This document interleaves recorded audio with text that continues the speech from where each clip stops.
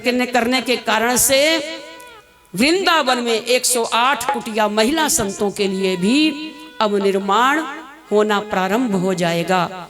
इसलिए बढ़ चढ़ करके इस संत सेवा में हम अपना भाग लें और अपने जीवन को धन्य करें। क्योंकि इतना, जैसे हमारी शिकायत है कि हमारा मन भजन में नहीं लगता, चिंतन में नहीं लगता, बस अगर मन नहीं लगता तो कोई बात नहीं, सेवा कर दो। सेवा से बहुत जल्दी ये मन तन पवित्र होगा। ये तन और मन अगर पवित्र करना है, ये धन पवित्र करना है, शीघ्रता से तो संतों की सेवा में आगे बढ़ो। और सेवा, धन की सेवा करके, तन भी अब कलयुगी हैं, सब रोगी हैं, तन की सेवा भी नहीं कर सकते। घरों की, परिवारों की इतनी समस्याएं हैं, परिवार को छोड़ करके कहाँ जाएंगे तन की सेवा करने के लिए।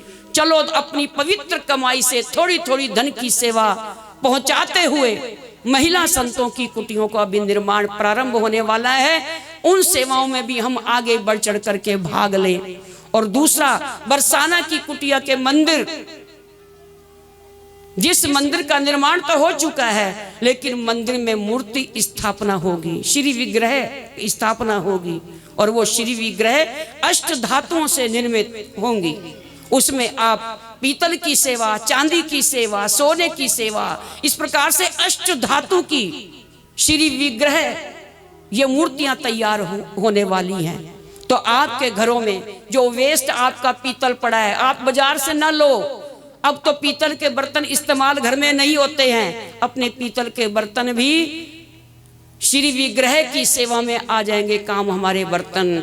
इसलिए आप बढ़ चढ़ करके जो श्री विग्रह की अब सेवाएं चल रही हैं, उस सेवा में भी आप बढ़ चढ़ करके भाग लें। तो संत सेवा करने से हमारा जो लक्ष्य भगवत प्राप्ति का है, वो हम शीघ्रता से आगे बढ़ेंगे। सेवा से बड़ी जल्दी तन की सेवा करो, तन पवित्र होगा।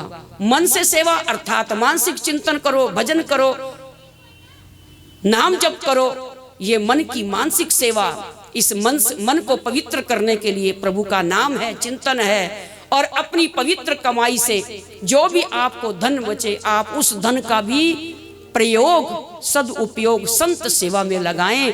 तो इस प्रकार से आपकी 3 सेवाएं हो जाएंगी। एक सेवा तन की, दूसरी मन की, और तीसरी धन की। इन सेवाओं को लो। भक्त ध्रुव जबकि छोटा सा ये बालक है, केवल अभी 5 वर्ष का बालक है, लेकिन माँ ने इतना सत्संग दिया है इस बालक को, और ये बड़ा कितना भोला है, कुछ भी नहीं विचारा। और माँ ने भी आज्ञा दे दी, जाओ बालक।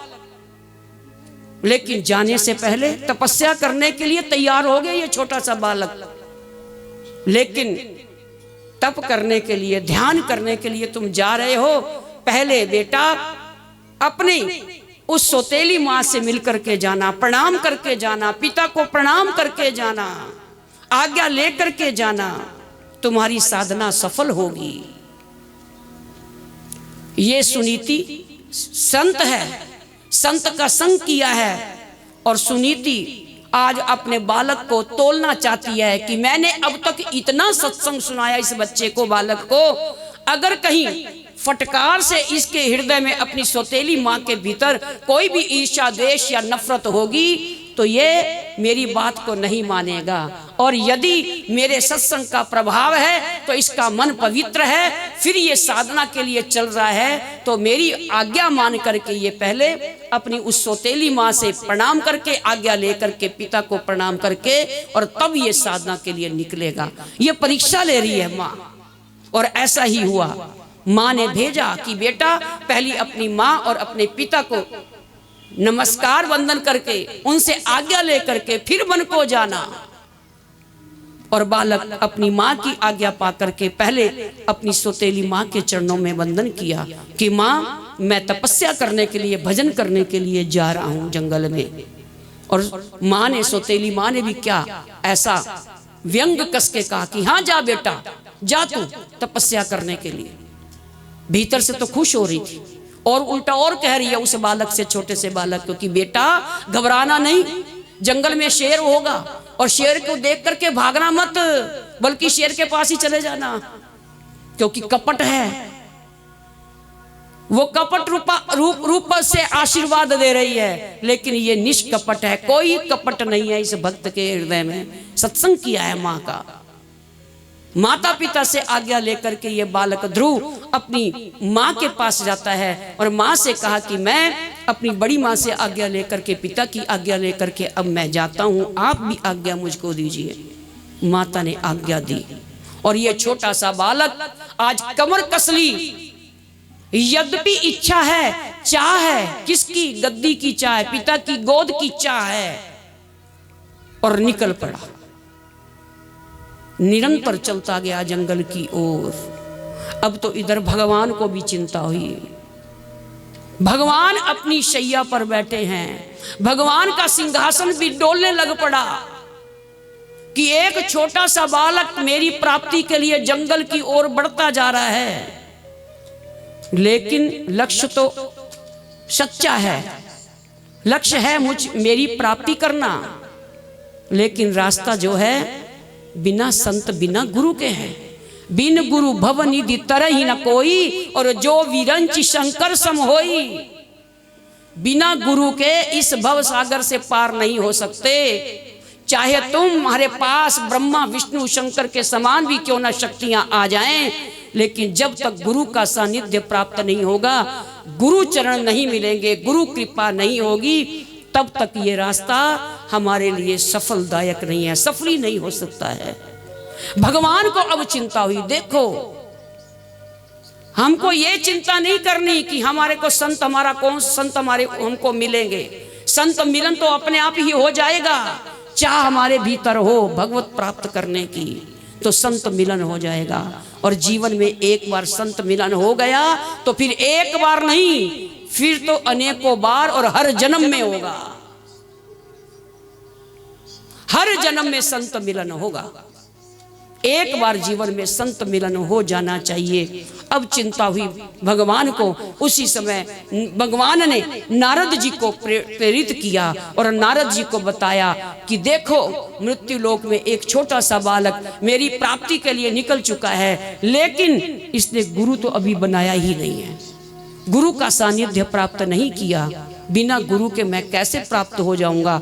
जाओ, पहले इस छोटे से बालक की परीक्षा लेना, कच्चा है कि पक्का। यद्यपि सब भगवान जानते हैं ये कच्चा नहीं है, बालक पक्का ही है। और नारद जी से कहा कि इसको शिक्षा दीक्षा दे करके पहले इसकी परीक्षा लेना, शिक्षा दीक्षा दे करके फिर इस बालक को बताना शिक्षाएं, तब इस बालक को 6 महीने के बाद मेरी प्राप्ति हो जाएगी। नारद जी को भेजा और नारद जी प्रेरित होकर के भगवान से पहुंच जाते हैं उस बालक के पास, ध्रुव के पास, और ध्रुव से कहा कि ये बालक छोटा सा, और तू जंगल में कहाँ जाए जा रहा है? बार बार रोक रहे हैं और ये ध्रुव रुक ही नहीं रहे, बस अपने लक्ष्य की ओर हैं कि ये मुझको रोकने वाला कौन है। अंत में नारद जी पहले डराते हैं, ते बालक सुनता क्यों नहीं? पिता ने तुझको मारा है, पीटा है, माँ ने तुझको घर से निकाल दिया है, अनेकों बातें की, लेकिन इस बालक ने नारद जी से कोई भी किसी तरह की शिकायत नहीं की है। बस कहा कि बस मुझको जाने दो, रोको नहीं, मैंने भगवान की प्राप्ति करनी है, मुझको भगवान का भजन ध्यान करने के लिए जाने दो। नारद जी फिर डराते हैं, भय दिखाते हैं, अरे तू छोटा सा बालक, तेरे खेलने खालने के दिन वापस लौट जा, अभी तेरा कुछ नहीं बिगड़ा। कहे तो मैं तेरे को छोड़ आता हूं तुम्हारे पिता के पास, उत्तान पास को मैं अच्छी तरह से जानता हूं, मैं छोड़ आता हूं तुमको अपनी तुम्हारी माता के पास।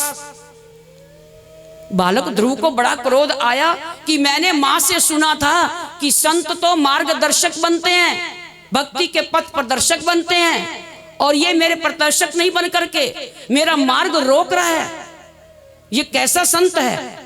ये मन में बात आती है बालक ध्रुव के।